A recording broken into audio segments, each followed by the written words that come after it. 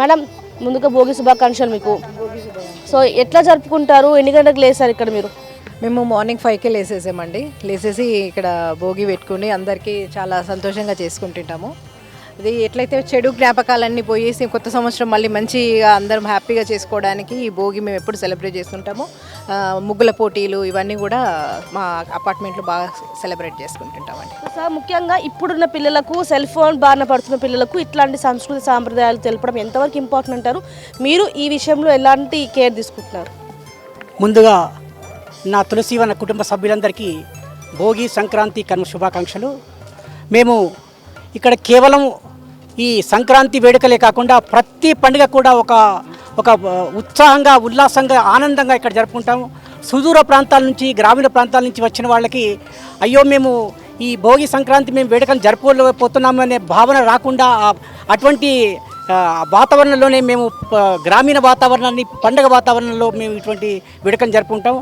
అసలు ఈ భోగి అనేది భోగభాగ్యాలతో ఉండేదండి. అంటే ఇప్పుడు ఈ రైతులు తమ పంటలను చేతికి వచ్చిన ఈరోజు రైతు బాగుంటేనే సృష్టి అంతా బాగుంటుంది. ఆ ఉద్దేశంతోనే భోగి అనేది ఉంటుంది. ఈరోజు చిన్నపిల్లలకి భోగి పళ్ళని పోస్తుంటారు. ఆ భోగి పళ్ళ ఉద్దేశం ఏంటంటే వాళ్ళకేంటంటే బాలారిష్టాలంటే తొలగిపోవాలని చెప్పేసి అని ఆ ఉద్దేశంతో పోస్తుంటారు. అంటే ఈ విధంగా రేపు సంక్రాంతి ఈ కనుమ ఈ ఒక్కొక్క దానికి ఒక్కొక్క విశిష్టత ఉందండి. అంటే ఇటువంటి ఈ రోజుల్లో మీరు చెప్పినట్టుగా ఈ సెల్ ఫోన్ యుగం లోపల పిల్లలకు మనకు సంస్కృతి సంప్రదాయం మన ఆచార వ్యవహారాలు కొట్టొచ్చిండ కనబడాలని వాళ్లకు తెలియాలనే ఉద్దేశంతో ఈ పండుగలను జరుపుకుంటున్నామండి.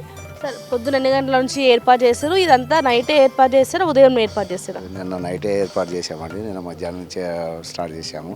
అంత ఈవినింగ్ కల్లా క్లోజ్ అయిపోయింది. ఫస్ట్ ఆఫ్ ఆల్ ఇది తులసివనం వాసులకు అండ్ తెలంగాణ ప్రజలకు అండ్ ఆంధ్ర ప్రజలకు అందరికీ కూడా భోగి అండ్ మకర సంక్రాంతి శుభాకాంక్షలు.